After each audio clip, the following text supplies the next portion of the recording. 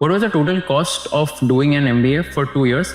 And what are usually the average packages that people can expect after doing an MBA from Columbia Business School? So tuition fees, living expenses, etc., etc. I think they come to around $100,000 a year on average. So a cost of a 2-year MBA is around $200,000. Do you think that the 2-year MBA really helped you a lot in order to have a pivotal shift in your careers? Yeah, I think a US MBA is very different from an Indian MBA for sure. The teaching methodology, the level of the course curriculum, the network that you build, kind of people that you meet with the background that they have, like it's very unparalleled, right? I think there's no comparison at all. What are some of the cultural differences you noticed by working in India versus by working in US? You have a much better work-life balance in the US. I think it's just people have an understanding that work isn't your everything and that you need to have some personal life. Typically weekends, you do get your time. Like I remember in India, I would work most weekends. I would say like 70-80% of my weekends I worked. When I say work, like really work, versus sure it's not that bad. There's no busy work like in India. Quite often you just sit in the office even if you don't have work, because the culture is that if you leave early or if you leave before your boss, they will look down upon you or like it's looked at negatively. Let's also talk about the interview processes to get into these companies. How to clear all these interviews, let's say the private equity interviews. What kind of questions you were asked, how many rounds of interviews were there, and how did you answer them, tackle them? So in India, I did a PMBA associate role, right? So they're trying to test for very different things. They're trying to test how good are you with numbers, how good are you with problem solving. In India, for private equity, you have multiple rounds, can go up to like 7, 8. Let's compare the salaries in India in, let's say, PVC consulting versus in the US. I think on consulting, India is very underpaid. Can you give some examples of questions that you were asked in both in India and in the US, and how did you answer them? Video देखने से पहले मेरी एक request है आप सबसे. मैं YouTube analytics देख रहा था एंड वहाँ पर देखा कि 82.6% of my audience who is watching this content has not subscribe to the channel. अगर मैंने आपको थोड़ी सी वैल्यू प्रोवाइड की होगी एंड आपको अगर कंटेंट बहुत अच्छा लग रहा है, I request all of you to please hit the subscribe button so that we can bring you the best quality of guest and give you the maximum value possible. Thank you so much for subscribing to our channel and enjoy this entire episode of conversation with Kushal. So let's start about your entire journey. How did you get into P, and then can you just walk us through your journey right from your CA days to your MBA days to your P days right now? Yeah, sure. So as you said, I did CA long back, but so this was when we had CPT and PCC, then they changed it. But that I think it was in 2008 is when I started, finished in 2011 in Mumbai. So long studying hours. Used to go in the morning so we had PCC and final in parallel to your graduation then. So go in the morning, go to college, then go to work, and you know how CA internships are. They are like you have to work almost full time, then come in the evening, go for classes, and then so that was the day for like 3.5 years. So I think after that, I went into consulting. When I finished CA, they had just started experimenting with taking CAs into consulting, especially in strategy consulting. So your big four, EY, Deloitte, of course, they take CAs, but I think like McKinsey, Bain, BCG, it was new for them. But to my advantage and to everybody's advantage, the first batch of CAs they took turned out to be great. These guys really excelled. Guys and girls really excelled. So they really liked CAs, and they decided BCG started a separate recruitment process for CAs. That's how I joined BCG. Was there for 2 years, mainly did strategy consulting. In India and the Middle East, across different industries, consumer, public sector, industrials. So pretty fun experience at BCG. You learn a lot because every day is different. Every project can be different. So every project you can change the location, the team that you're working with, the industry, the problem statement. everything can change. So there's every project has a massive learning curve, and so you learn a lot. I think what truly gives you, and I think that really helped me in PE, and I think something I truly believe in is like it helps you problem solve. And I think what it does is it gives you the lens to look at a new industry or a new company, which is what you need as an investor. So when you're looking at the problem statement and the companies, like, will I invest in this company? As a consultant, you're kind of trained in it, depending on the projects you've done for sure. But I think, especially if you've done strategy consulting, very high likelihood that it trains you to be a better investor. Compared, and again, maybe it's too early to go there, but I think compared to a banker, I think bankers are great at modeling. Anybody can learn modeling in 2 months, especially if you're a CA. You can learn it in like 1 month. But what they do lack is this diligence skills and thinking about how can you add value to the investment, or also like what are the risks and what are the downsides that you need to think about. So I think those two skill sets are very different. So I think thankfully I did consulting before joining PE. So post PhD, I joined Advent, which is a Boston-based fund, and I worked on the India investment team for around 2 years. Very sector agnostic. So worked across healthcare, pharma, industrials, consumer, IT. Worked on multiple deals, and closed one, which is just exited last year, I think. But again, very, very high learning curve, because again, you're trying to, the number of deals you look at is like massive. India is a booming economy, so there's lots happening. But what that means also is that you're going to look at different industries and different companies almost every week or every fortnight or every month. You have to get smart about that industry and the company very soon, then make a call as to if you want to invest in that industry or the company. And then the diligence follows. But for the first few days that you're spending on that deal, again, you're starting from scratch quite often, especially if you're sector agnostic. But yeah, that's what I did in India before moving here. What after that? So I moved here in 2019 for my MBA. Always wanted to get an MBA, and in US is by far the best to do your MBA. I think Europe MBA is not a thing. I think so US got into Columbia, so I came to New York.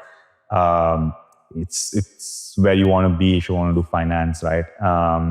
So came here for 2 years.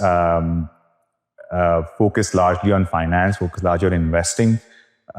Columbia has a very, very strong value investing program, so a lot on the public and investing side, but took classes across, so just to see how different investors think about things. So right from private equity, VC, value investing, distress investing, took different classes just to get a feel of things. And while I was here in my summer, so 2020, COVID had just hit. I had finished recruiting, but COVID had just hit just after I finished my recruiting.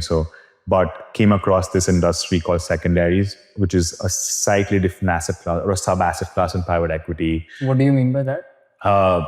Secondaries is a booming sector. It's really growing pretty fast in the last 5 years.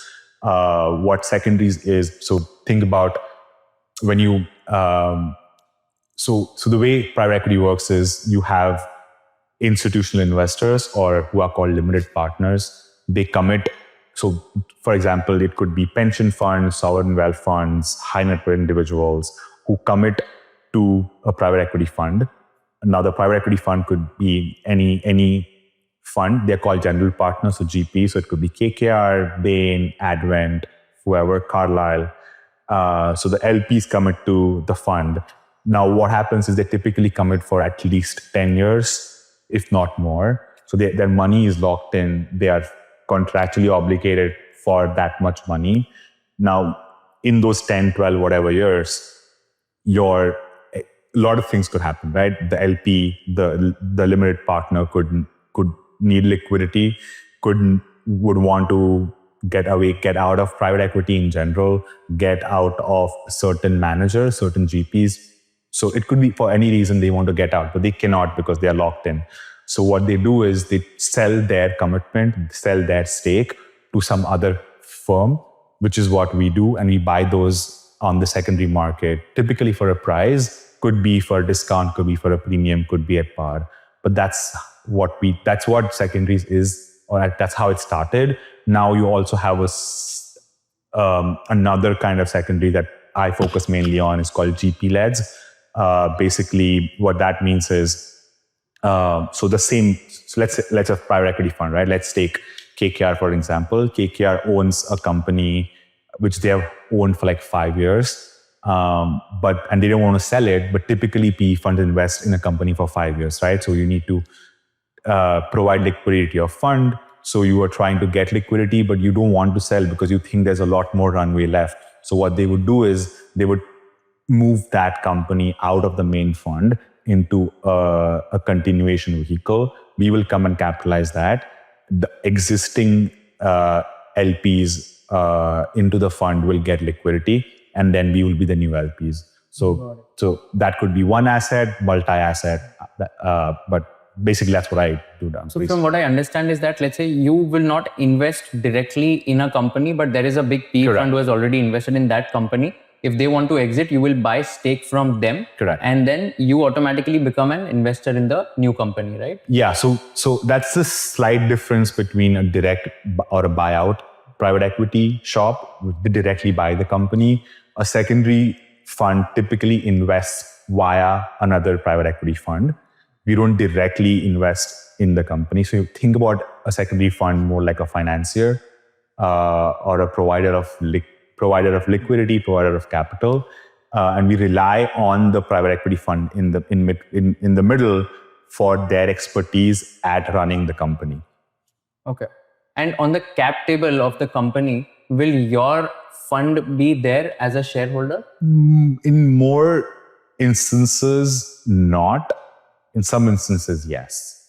But it's mainly through the fund. So you typically don't directly go invest in it. But again, depends on how you're structuring the transaction. Okay. But then if your company or your fund is not there on the cap table, then it means that you are financing the other PE fund to invest in the company, right? You're financing a separate vehicle that then ultimately invest in it, right? But that vehicle is, it could have you, the old investors, new investors, the private fund. It could just be a consolidating vehicle, but you are investing via another. So can you give some example? Like, can you just give an example of how will this work?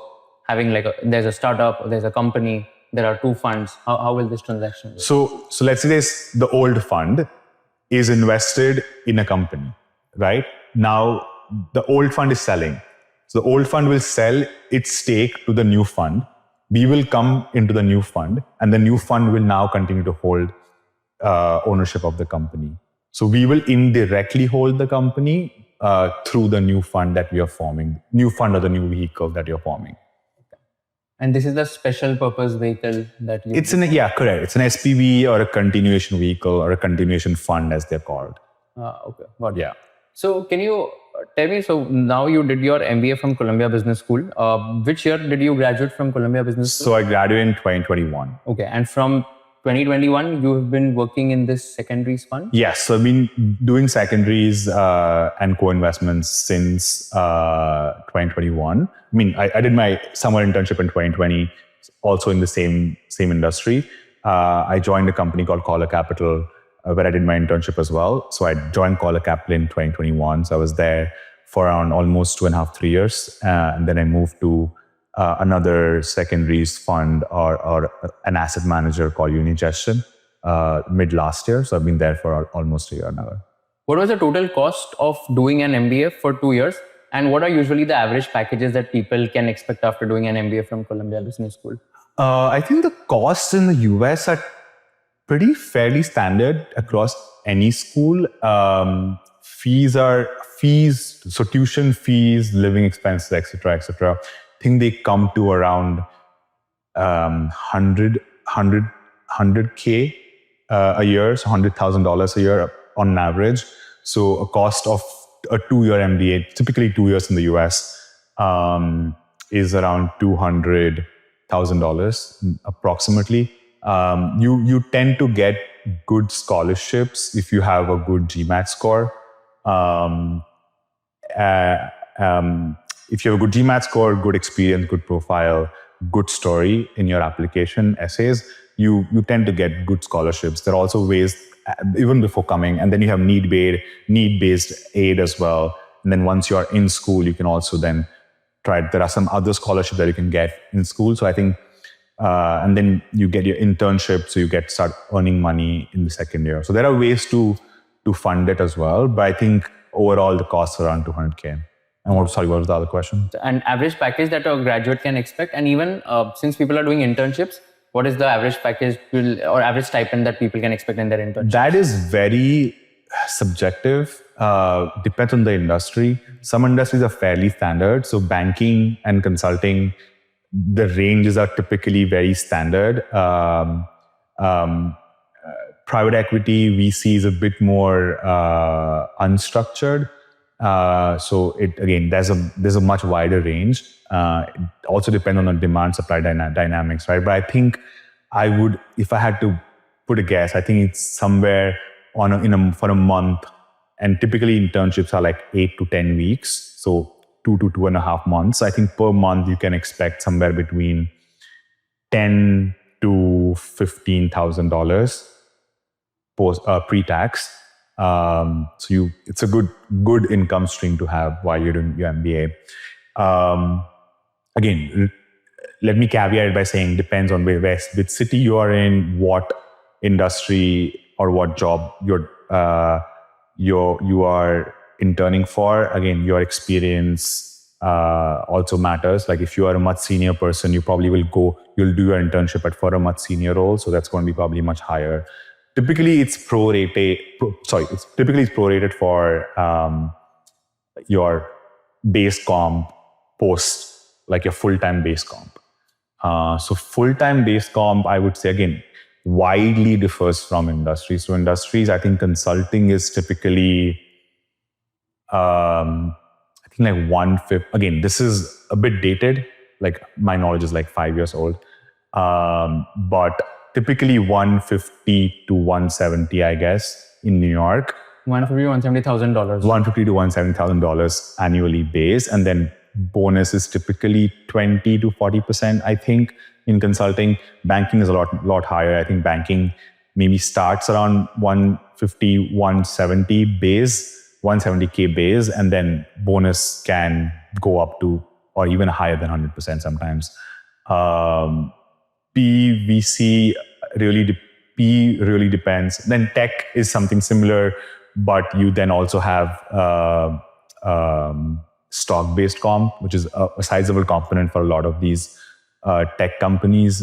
Private equity, again, really depends on the asset strategy and the size of the fund. So if it's a mega fund, your post-MBA comp can easily be all in around 450, 500K. But if it's a much smaller fund, it could be around 250K, I guess.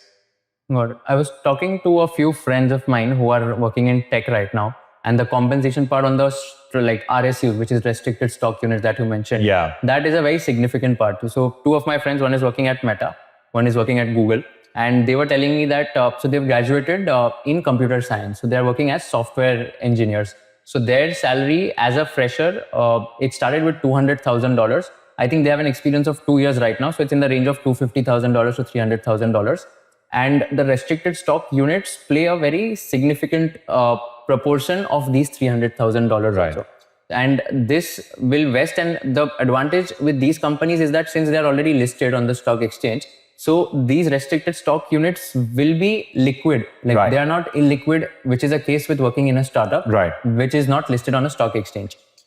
So I think that plays a very significant role. And secondly, he was telling me that at Meta, like in 2022, what happened was that since the stock went significantly up in 2022 of Meta, a lot of people made, like, who had a salary of $200,000-$300,000, they made upwards of $1 million in that year only because of the restricted stock units component. Right. But the flip side to that argument is if you ended up joining Meta in that year, your units would be significantly lower because the stock is already at a much higher price, right? So imagine, I don't remember what Meta was in 2020. Let's assume it was $1,000 for a share, and now it has gone down to 500. It's literally that much loss of your wealth or your units that you have. So it has a flip side. So with the list of things, it really depends. You can't time it for sure, but like it really depends when you join and how the stock performs. Fair. And let's compare like the packages or maybe like the salaries in India in, let's say, PVC consulting versus in the US. So how would you compare, or maybe what would be the average packages in India, because you've worked in India as well, versus US? And at the same time, the reason would also be different because of cost of living is very different in India versus the US. So I want us to give like a very clear picture of if the packages are higher in the US, the cost is also higher. So let's try to compare the income and then the expenses as well. Right. Yeah, I mean, yes, it's a good caveat that the cost of living is different across these countries, but also within the US, it can really vary massively if you live in New York or you live in a state that does not have taxes like Miami or whatever, right? So, but we can get to that in a bit. But I think on consulting, India is very underpaid. Very, very, very underpaid. I agree. When I started in BCG in 2015, I think it was like in today's exchange rate, it was like $16,000 a year, which is 1/10 of what people make here after MBA. I mean, of course, my salary was pre-MBA, but even for a post-MBA role there, I would assume it was like $90,000 versus what people make here, which is like more than double for the same work or even more, because in India, you definitely work harder and longer. So I'll tell you, consulting, I think I'll give you the exact numbers. I am Ahmedabad, I am Bangalore if you graduate from there. And if you get into McKinsey, BCG or Bain, the starting salary there is 35 lakh to 40 lakh rupees. Yeah. Which is what? 5,000? How much? 40 lakhs, like just below 50, right? So 48,000. Yeah, $48,000. And that in the US, you're saying would be, I think that'll be triple or more than that in the US. Yeah, correct. Yeah. So the exact number in the India is around 35 lakhs to 40. Yeah, I think the only caveat there again is in India, the MBAs are all freshers, right? Most people who do IIM do it with like 1 or 2 or 0 years of experience. Yeah. So these are really young kids. In the US, you typically have on an average 4 to 5 years of work ex before you do your MBA.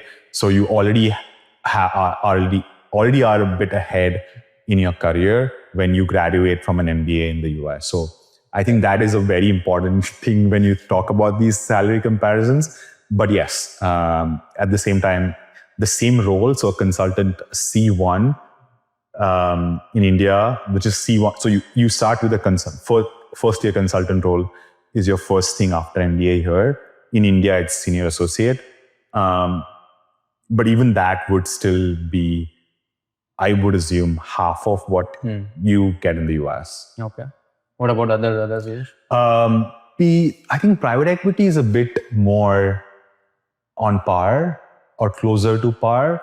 But again, it really depends on what fund you are working for in India, right? So one, are you working for a domestic fund or are you working for a foreign fund that has an India office? That will really change things a lot. Then is it like a big mega fund or is it like a small fund? That will again change things. So I think the range is wide. But I think from if you compare apples to apples, so if let's say you're comparing Warburg here to Warburg in India, I don't think it's that different. I would say like it's like 85% of your US salary. I don't know how much of this is true, but I remember when I was in India, so 2017, I was told that a post-MBA Warburg grad in India makes half a million US dollars, which is a lot of money because the cost of living is negligible at that kind of an income. With if you do. You pay taxes of 35+% or whatever plus surcharge. After that, everything is just savings, right? Yeah. Which is not the case in the US, especially in a city like New York, where you pay almost 38%, 40% tax, not 40, maybe 38% tax or somewhere there. And then your rent is super high, which typically can also just be like 30 to 40% of your income. So you end up saving 30 to 40% of your in-hand salary, right? So yeah, so the percentage savings are much lower in the US. So you're saying that savings here, from what I understand, would be in the range of what, 10 to 15% of the in-hand salary? Of in-hand? Or even lesser? Probably a bit more. Okay. Because rentals, you said like it's 40% of your in-hand. Of in-hand, right? So yeah. But then I would assume like your monthly expenses are going to be like another 20%. So you would say 40% of in-hand.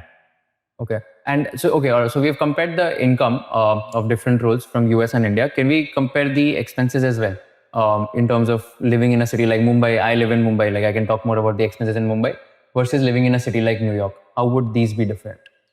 I mean, your biggest expense in both the cities is going to be rent. Yeah. So let's try to compare the rentals. I'll tell you about the property that I live in, or maybe the vicinity that I live in. So in a city like Mumbai, in Lower Parel, which is like a finance hub, or which is like a slightly premium location as compared to the other parts, a 2 BHK in a building where I stay would be in the range of rupees 1.5 lakhs to 1.8 lakhs per month, which is again like $2,000. 2,000, yeah, $2,000 to $2,500 a month. How much would that be in New York?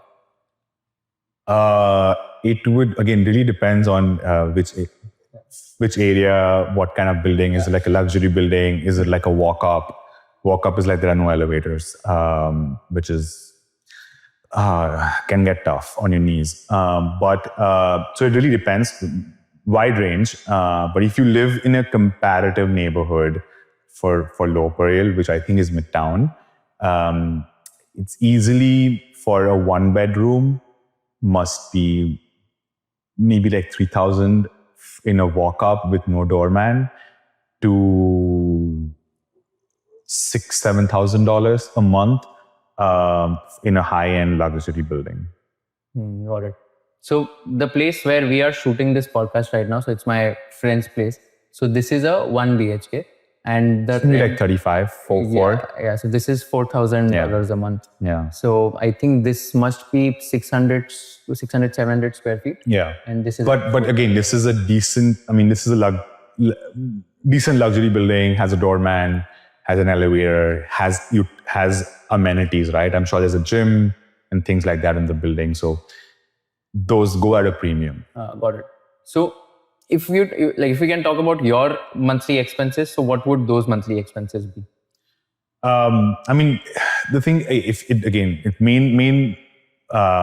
main component of your monthly expense apart from rent is going to be food. The culture in New York is you typically end up eating outside. So unless you're cooking at home, which is a bit rare because if you're living alone, you have to do everything from scratch. So it takes a lot of time. But I would assume, so that's going to be the biggest cost of your expenses. Got it. So what would it be for you? Like if you can break it down, rentals, travel, food. So I think rent typically is, as you said, whatever that 4,000 range is. I mean, you can stay away, like you can stay in other parts of the city which are much cheaper. You just have to commute So it's the same if you're living in Mumbai and you live in Borivali or Virar and you're going to commute 45 minutes a day, but you will save on rent. So very similar concept in here as well, right?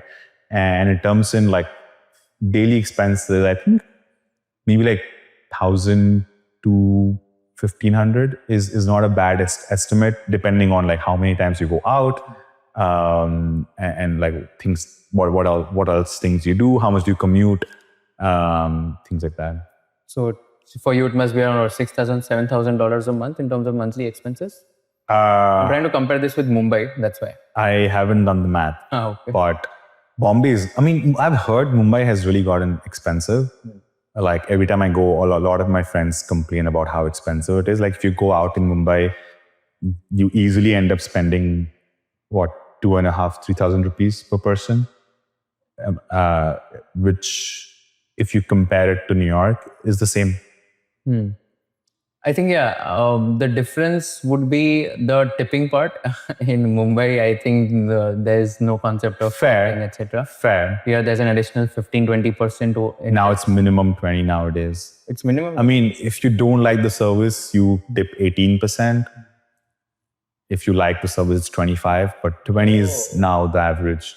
So even if you don't like the service, you have to tip 18. You have to tip, and you have to tip in general. Yeah. Oh, got it. Because again, the way it's structured, and I don't know why and how, but the minimum wage is not enough, and most of them are on minimum wage, so you have to supplement it through tips. Got it.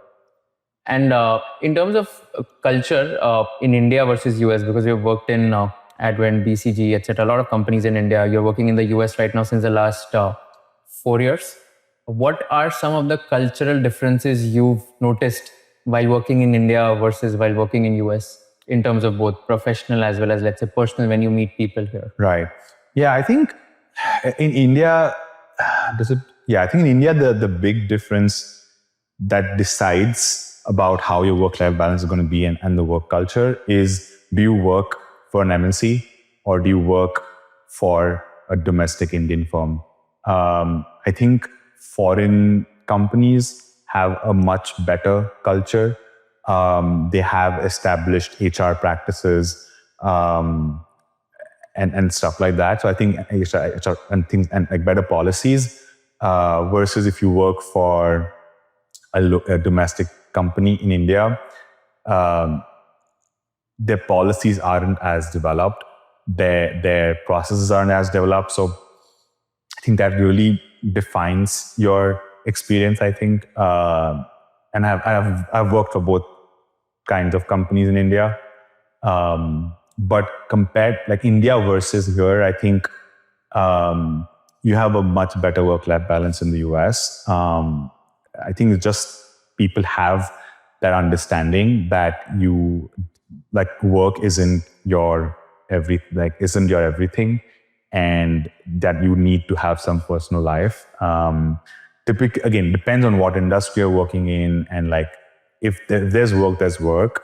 But like typically weekends, you do get your time. Like I remember in India, I would work most weekends. I would say like 70-80% of my weekends I worked. And when I say work, like really worked. Versus here, it's not that bad.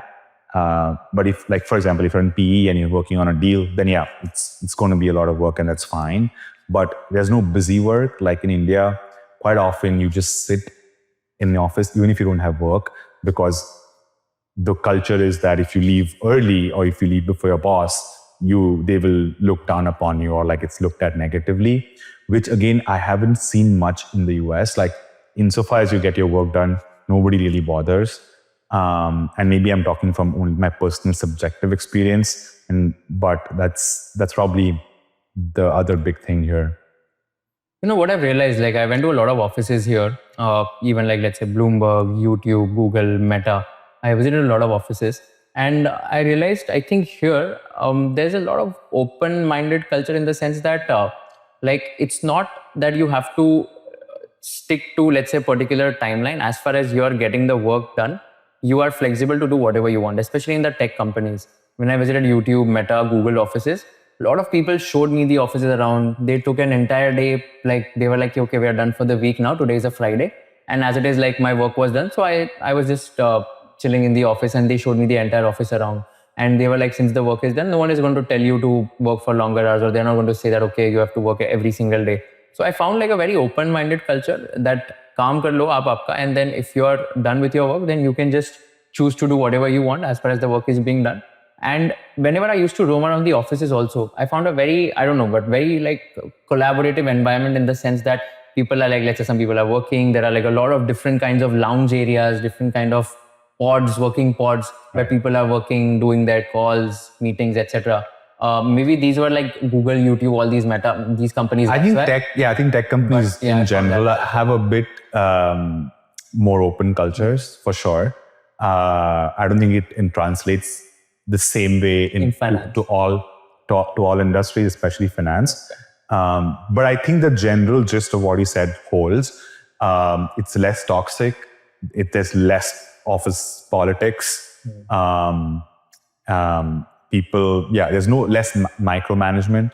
I mean, we are trying to generalize things, so that need not always hold true for all examples. But I think in general, I think it still holds true. Yeah, and plus I feel that like you rightly said, like in India, let's say if you leave before your boss, it's kind of looked down, etc. Here, I think bunch of work is done. Like I know a lot of my friends who like left, like leaving at 4 p.m., 4:30 p.m. They're done for the day. And that is very normal, very chill. That is true, but I think people here also start earlier. Like quite often people start at like 7:30, 8:30, because they want to get work done early so that they have their evenings to themselves. So if you start at like 7:30, 8, you get done by 5, 6. You still have, you can go home, have dinner with your family, your friends. So you have that, you can go to the gym. So you have that free time in the evening as well. And in US, you've not worked on any weekend? Like No. I have worked on weekends. No. I have worked on a lot of weekends. But like lesser as compared to India. Yes. If it's 70, but it also just could be a function of the job and the role. But yeah, because I've heard a lot of my banking friends in the US that they work on a lot of weekends. Oh, okay. And but let's say for someone who's working in VC or let's say private equity, at least in sorry, at least people are working in SF. I've realized like a lot of my friends who are working in VCs, they don't usually work on weekends unless it's very urgent. In tech, again, strictly I've asked like strictly they don't work on weekends at all. Google, YouTube, Meta, like not a single weekend I think these people would work. My friend who's staying here, he works at Uniqlo. In the last 5 years, he said that he's not worked on any weekend as such. But I don't know what, like in finance, in P's. Yeah, maybe I should move to tech. No, but then I mean, that's the thing which I heard by just talking to people. No, I think fairly true. Like, yeah, I mean, if there's an urgent deadline or whatever, you have to work, right? Like you have to step up. But otherwise, there's no busy work. Like you don't have to just be online just so that your boss can see that you're working. Let's also talk about the interview processes to get into these companies. This might be a slightly detailed segment where I want you to help everyone who's watching this how to clear all these interviews, let's say the private equity interviews. What would be very helpful is that if you can talk about your India interview experience versus the US interview experience of a private equity fund, that'll be super helpful. If you can give some examples, what kind of questions you were asked, how many rounds of interviews were there, and how did you answer them, tackle them, that'll be super, super helpful. Sure. I think just a caveat. I mean, actually, no. So in India, I did a pre-MBA role, so pre-MBA associate role, right? So they're trying to test for very different things. They're trying to test how good are you with numbers and how good are you with problem solving. As you grow senior, those things are assumed or taken for like you. That's some bare minimum. Then it's more about some other skills, right? How are you good at? How's your investment judgment? How are you good at underwriting a new deal? I think, or like how are you good at relationship building and networking? So those are very different skill sets. So in India, for private equity, you have multiple rounds. Can go up to like 7, 8. You're also trying to meet almost everybody in the firm, but typically it starts with it has case studies. So what a case study is basically is they'll give you an example from a deal typically a deal that they have actually done. So either they have done that deal or it's a deal that they rejected, but they know a lot more about it. So they want to get your perspectives and they want to see how did they align with what they thought about it, right? When they saw it. So let's say they will be like, there's a company manufacturing bottles, right? And then do you want to invest it or not? That's going to be the problem statement. Then you have to think about what's the industry, how is the industry growing, what's the competitive dynamics, are there any tailwinds, headwinds, regulatory risks, things like that. Once you establish, the industry seems interesting, then you look at the company. Then you're like, what's the company doing? How has it grown in the past? How is the management? What's the product? What are the services that the company is supplying? Do you see any value creation once you buy it? Like, is there any way you can add value? Either you can grow sales or cut costs. How will you exit? What are the risks? Are there any tailwinds, headwinds, things like that? So you have to think about it very holistically. Typically, you would use a framework. It could be any framework. I personally prefer just using a 2x2. If it's a very common framework in consulting, is like on one axis. The way I think about it in my head is on the one axis, I'm looking at all external elements, the market, competition, regulations, risks, things like that. And on the other axis, I'm looking at everything internal to the company. So how is the company grown, management, products, services, things like that. So ideally, you want to be good on both. Like if the two axes are X and Y and one is low and one is high, so you want to be on a high for both those axes. So that's how I think about it. But I think there are multiple frameworks of doing it. But the point I was trying to make is there typically is at least one, if not more, case studies. Then you have personal interviews. You also have a modeling test. And that is very crucial because they're trying to establish how good are you with numbers, how good are you, comfortable are you with Excel, and how good are you at modeling. When I interviewed, I had done some modeling in my life, but really hadn't built these massive detailed models because I hadn't done banking. Thankfully, I had done CA, so I knew how numbers work. I think that truly still helped me in my life. It's like I can look at a balance sheet or take a look at P&L and I know what's happening and I know how to tally my balance sheet. So I mean, they gave me a weekend to do the model. I had to really teach myself how to do a model over the weekend and build the model. So on Monday, had to go and present it in person. I was very candid with them. I was like, I did not know how to model before this weekend.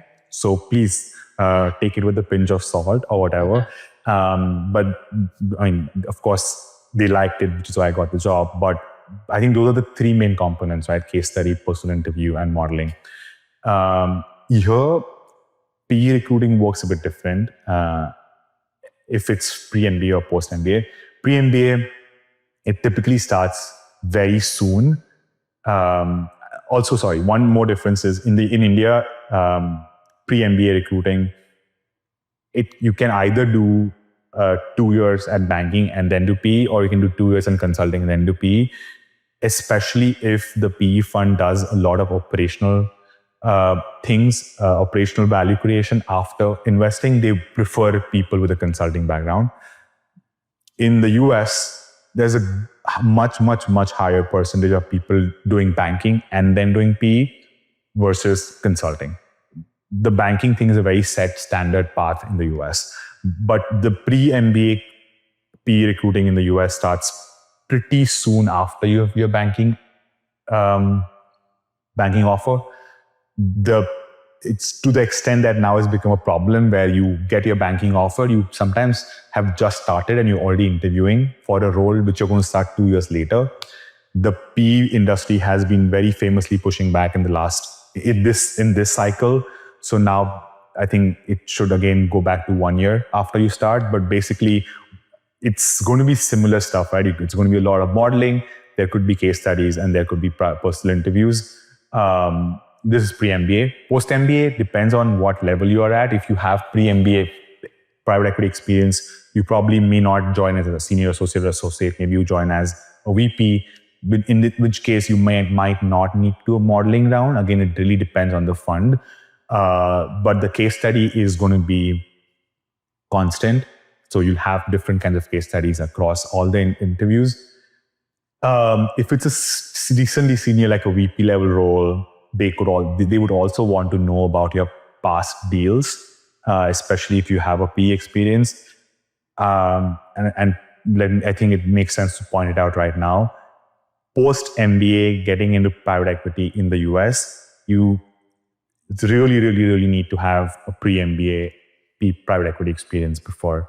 It's really tough otherwise. Yeah.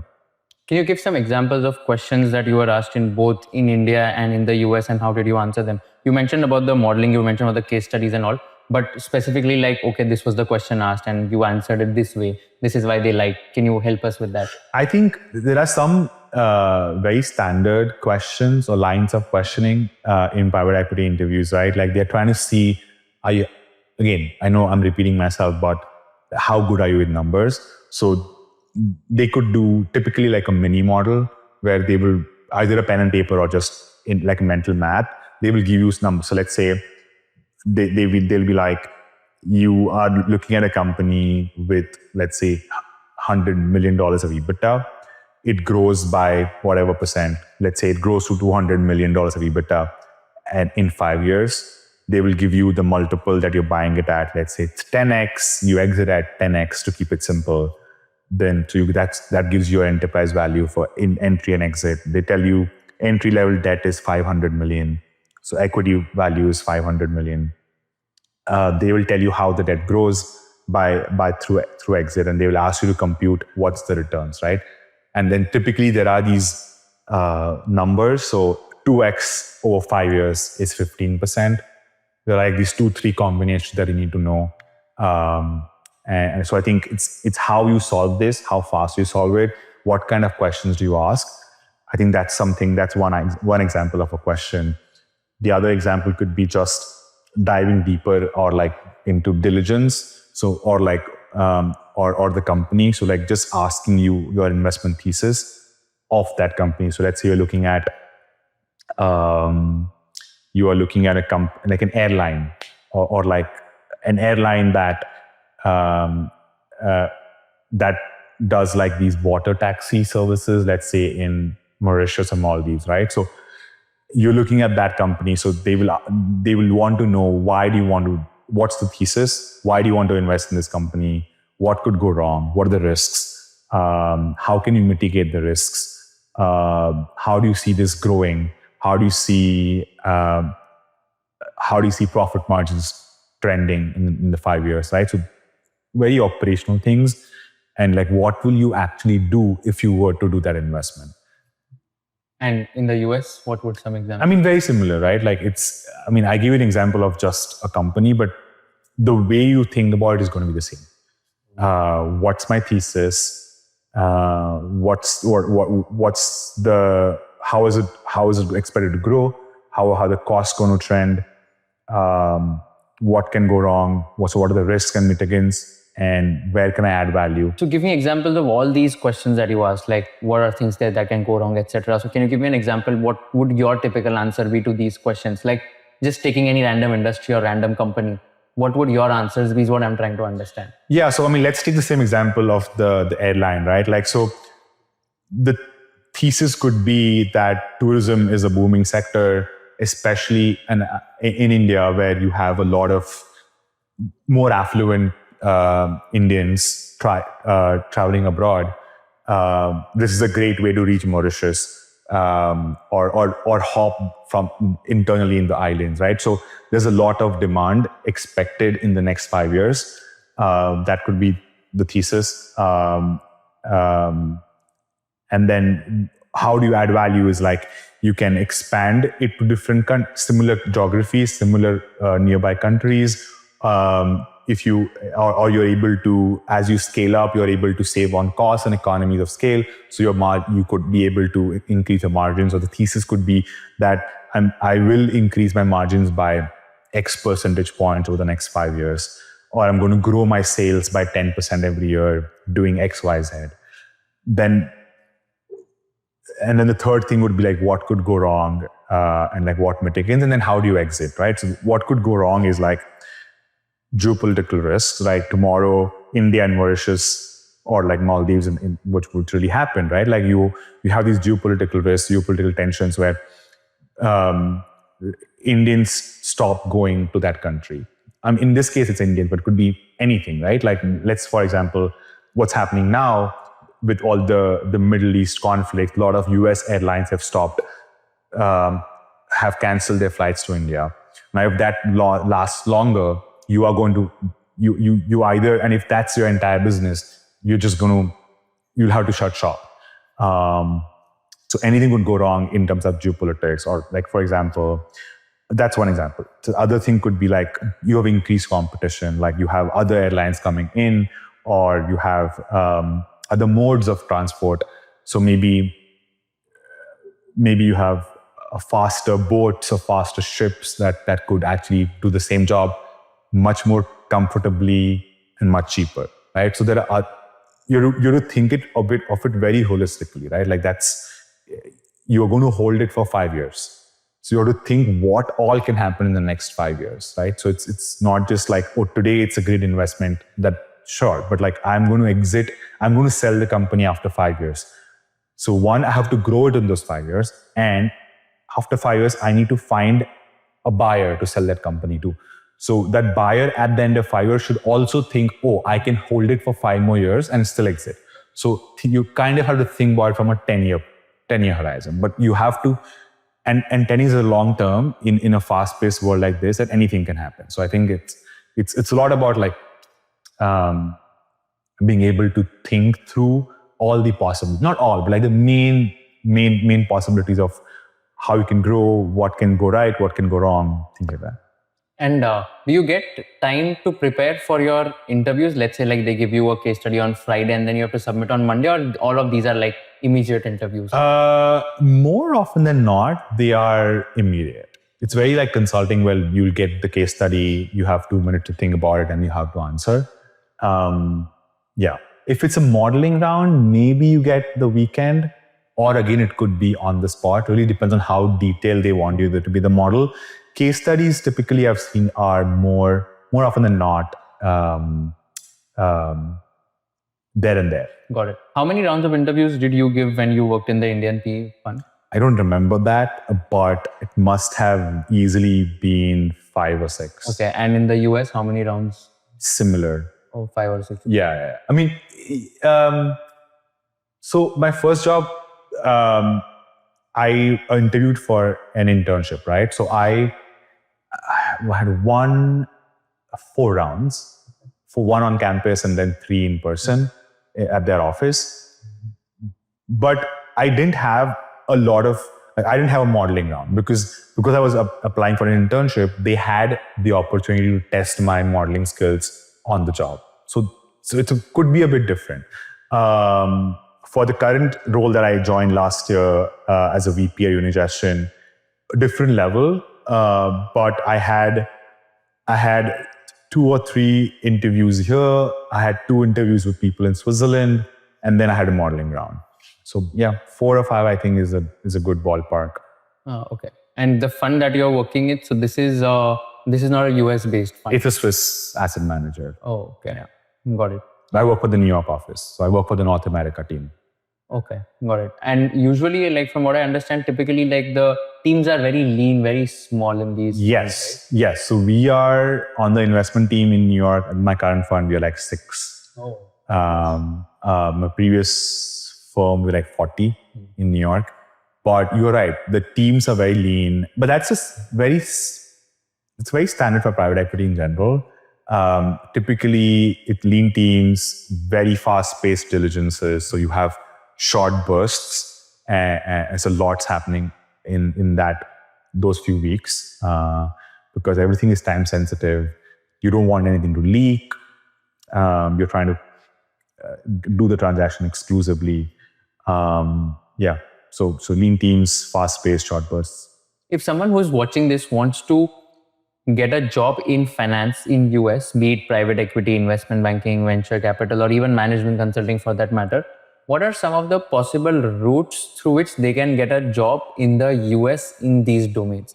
One is the MBA route that you took, which is like the Right. MBA from, let's say, the Ivy Leagues, etc. What are some other possible routes? When you say what's a good end, how do you enter? Are these people already in the US or are they trying to move? No, they are in India right now. Okay. So most of the people who are watching this are from India. Right. They are doing finance. Right. They're doing finance in India. Right. What I'm trying to ask you is that if they, or even if I, for example, want to get into the US and do a job in finance here, so what are like the possible routes or what are the possible options कि okay ये करके इधर आ सकते हो, ऐसे Right. करके आ सकते हो? I think one, as you mentioned, is you start with. You go there to study and get some experience while you're there. The other way is you can transfer internally, which is a bit tough. More tough in private equity, less tough in consulting, because consulting is a very transferable skill. You could do the same thing anywhere, similar problems to solve. Banking probably is in the middle. Banking, again, similar skills at the junior level, but as you grow senior, it's more networking based. So it really depends on where your network is. If it's in India, it's going to be tough because you're going to have to start from scratch unless there's a way that you already have built a network in the US. For investing roles, buy-side roles, super tough to directly move because you need to have your market knowledge, right? Like, let's say you grew up in India. You know the Indian market very well. You know how people think. You know how consumers think. You understand regulations. You understand government uncertainty, policy making. You understand external risks because you've lived that for the last 15, 20, 30 years. When you move to a new market, you haven't, right? So you don't have a network. You don't know the market. So it's really tough, right? Having said that, I'm sure you can come here for a stint. So you could be let's say you could be working for a global fund. You can come here for 6 months or 1 year on a secondment. Maybe that's where you get your experience, and then you go back and then come, or you can try to stay if you perform very well. I think that's one way. But I think the best way to do it is, and it's also good, right? Because the Indian private equity market isn't that developed as compared to the US. So you also want to just learn so much when you come here. And it's a good opportunity to learn, right? Like the transactions are a lot more complex. They are a lot more bigger. The market is much more deeper and much more developed. So I think there's so much to learn. So you probably would want to work here for a few years and then go back to India and then apply whatever you learned in the US to your Indian transactions. So from what I understand, I think the easiest route for anyone who's watching this has to be like studying in the US for at least like a year or two, maybe for their masters, and then getting a job here. Because transferring from India to the US would be difficult, especially in a private equity, right? I would assume so, yeah. Because even like a lot of my Indian friends who are working in even like tech roles or maybe other roles, they have done a master's from some university. Even if it is a tier 2 university, they do their master's here. They do, let's say, something like a CPA, which is Certified Public Accountant, which is equivalent to a Chartered Accountant of India. And then after doing that, they might get a job in like some of the big fours or some of the finance roles here, like accounting, taxation, auditing. That is like a different, that is not hardcore finance, but that for that role, they do a master's here in a tier 2 university and then do CPA and then they get a job here. Right. So like, let's say one of my friends, he's doing a master's from Pace University, which is in New York again. A lot of other universities are there. And then they do it for 2 years and then they get a job here. Like that is the easiest way is what I've heard. Yeah, I mean, it's not the easiest. I mean, it's the least tough way to do it, I would say, because again, depends, right? Like whether it's the US, UK, France, wherever you're going, you are competing on a global level. You have to be the best of the best in a way to be able to do that. I think. But I've not seen anyone, or maybe I've seen very less people here in the US who are working here who have not studied here and they are working in the US. Very few. Yeah, very few. Yeah, very few of my friends have done that. Yeah. Most of them, like 90% of the people I've interacted with, have studied here and then they are working here. Yeah, I think especially maybe consulting, you have slightly higher numbers because consulting firms also have those programs, the mobility programs where you can transfer across offices. Yeah. Right. And lastly, just talking about your MBA experience at Columbia Business School, a lot of people who are watching this are also, let's say, contemplating whether to do an MBA or not. And in fact, I am also, like, I was at a time in 2022 when I was quitting my job, I was also thinking ki MBA karna hai, nahi karna hai, but then I took a conscious decision of not doing an MBA from Ivy League or from any of the top B schools of the world. What has your experience been like? And like, do you think that the 2-year MBA really helped you a lot in order to, let's say, have a pivotal shift in your career? So if you can just walk us through that, that'll be helpful. Yeah, I think a US MBA is very different from an Indian MBA for sure. The teaching methodology, the level of the course curriculum, the network that you build, the kind of people that you meet with the backgrounds that they have, like it's very unparalleled, right? I think there's no comparison at all. Again, just because the US, I think, has the best MBA programs in the world. It definitely, especially if you come from, let's say, a non-traditional background, so you haven't done finance, let's say you did marketing or you did acting or whatever before MBA, it helps you in a very short period of time learn the basics of business. And then if you want to specialize or dive deeper into anything, you have the opportunity to like take advanced courses. If you have a traditional background, so you've done finance, you've studied finance before, studied business before, then you can just directly start with advanced level courses. So I think there's something for everybody, and you can do it decently at your pace. There's a bare minimum you have to do, and then you can like choose your pace. But I think it definitely helps you. So, and also like the other thing to think about is you are trying to learn about a new market, right? Like you're going to have case studies, and they have a very case study based method of teaching in most MBA programs here. And it's based on cases from the US, or the local market, right? So you get to learn a lot more about that market very quickly.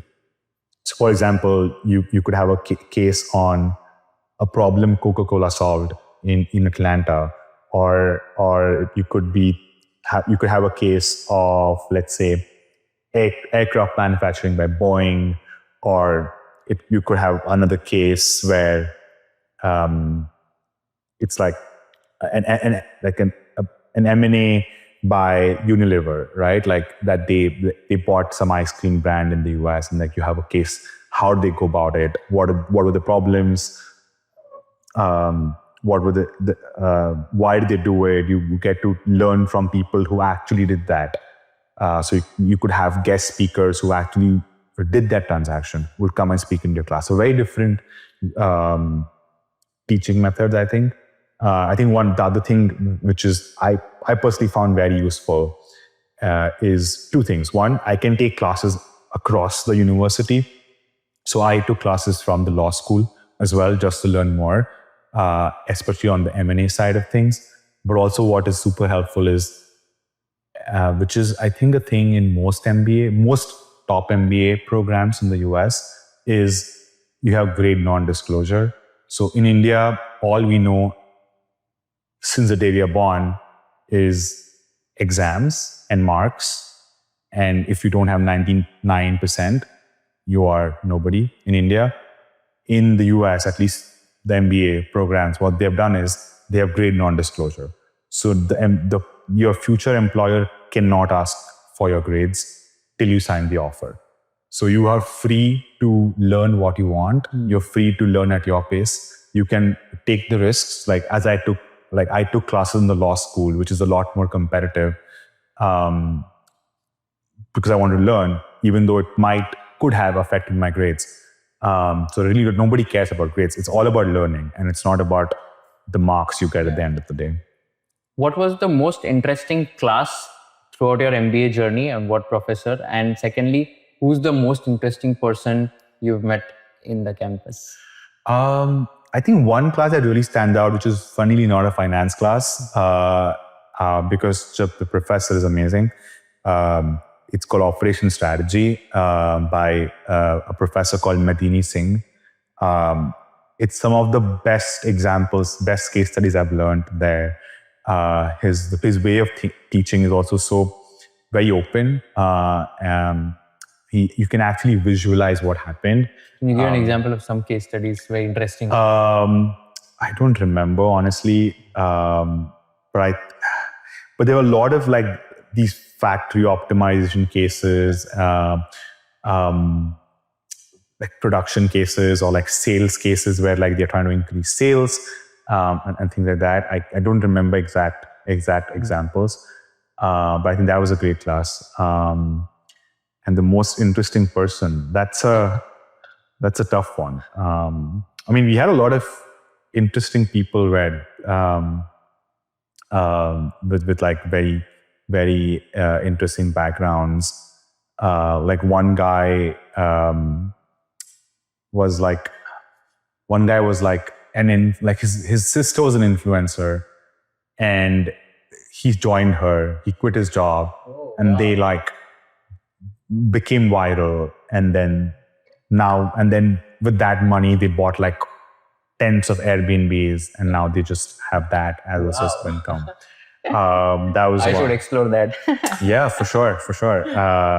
Yeah, but like people had really very interesting backgrounds. Like this one guy, good friend of mine, was on the Mitt Romney campaign. So Mitt Romney ran for president. So he was on the campaign team in the US where he did the data and analytics. So on election day, all his job was he had a chopper at his service, and if there was any data issues or number issues anywhere in the US, his job was to fly down to that counting center and like figure out what's wrong. What's Mitt Romney? Sorry, Mitt Romney was somebody who ran for president. I think he ran against Obama. So this must. okay. Yeah. He's a person. Yeah. Mitt Romney was a presidential candidate in the US. What else? Yeah. So very, very, very interesting people that you meet. This is super interesting. I spoke to one of my friends at Harvard. He graduated in 2024. He was telling me that 30% of the Harvard batch was not getting a job until 3 months of their graduation back in 2024. What was the case when you graduated from Columbia? I think, so that really depends on the market, right? I think the standard is, 80-85% by graduation, I guess. In 24, it was a tough year because people were hired during COVID and after COVID, and then people were starting to, and then lot of economic uncertainties. So last year was tough. I did hear a higher number probably in Harvard, and then a lot of people then start their own things, do entrepreneurship. During my year, I think it was pretty high. Like most good amount of people had jobs. Definitely about. I don't know the exact number, but if I had to guess, like 85%. How many people are there in one batch in Columbia MBA? When I did my MBA, we had around 750. Okay. Now it is around 1,000, I think. Oh, okay. And out of 750, how many Indians are there? Out of 750, I think there are like 100 100-ish Indians. Okay, that's a lot. Yeah, 100-ish. Yeah, I think 100. So around like 13-14% is like Yeah. Indians. Oh, nice. Yeah. Yes, same I think that when I say Indians and people of Indian origin. Correct. Which is like ABCD, which is popularly called, right? Yeah. American born confused Desi. Yes. This is what I learned after coming here. Okay. They were saying ABCD. I was like, what is ABCD? They're like American born confused Desi. It's a term here, is what I learned. Right. So tell me, I think so. Harvard has so you're saying 100 out of 750. So Yeah, I Harvard think has 10%. Stanford has 5% is what I've heard. Indian. Yeah. Stanford is But it's also even lesser, actually. Stanford is also a very small class, right? It's like It's 400. Yeah. So this time I think there have been like 30-35 people, which is upwards of 5%, but I Right. think usually it's 5%. Got it. So you were saying about Wharton, something? No, Wharton I think has the biggest class, right? Forget it's like 1,200 or something. I don't know. Yeah, Wharton used to be the biggest, at least when I was studying. Got it. Awesome. Very, very insightful discussion. Had a lot of fun. Last question, which I ask all my guests. If you were in the shoes of Kushal, Lodha, and if you were interviewing Satsheel, what is one question you'd like to ask him towards the end? That's a tough one. You can take your time and think. If I were you and if I had to ask me a question, I think like, maybe like the question could be like, do you like what you do, or like or like no? Yeah, that's a good one. So do you like what you do? Yeah. Yeah, I think so. I mean, I've been doing investing for many years now, 7-8 years. At this point, I think that's all I know. I don't think I can do any other job. If it's not an Excel or not a PowerPoint, I'm going to struggle. So I think at this point, it's also like I love the fact that I get to learn something new every day. As I said, like you look at so many different companies, so many different industries. There's something new. You meet so many different industry people. There's something new to learn every single day. So, yeah. So it's a fun way to learn and get paid for it. You seem to be enjoying your life in New York way too much. I think so. Awesome. Thank you so much for doing this. Had a lot of fun. I'm sure everyone who's watching this is going to get a lot of value. And wish you the best in your investing journey. Thanks Kushal. Thanks for inviting me. Yeah, so thanks. अगर आपको ये video पसंद आया होगा तो I'll request you to share it with all your friends and subscribe to our channel so that we can give you more value additive content in the shortest amount of time. हमको ये बताइए कि आपको कौन से kind of guest चाहिए, हमको ये बताइए कि कौन से questions मुझे नहीं पूछने चाहिए थे, कौन से questions मुझे और पूछने चाहिए थे ताकि आपको और ज़्यादा value मिल सके, और कौन से ऐसे parts हैं जो आपको बिल्कुल पसंद नहीं आए ताकि हम लोग ये parts trim कर सके future episodes में. So thank you so much once again for watching this episode, and keep sharing all our episodes with your friends and keep giving us feedback so that we can improve and come up with better quality content.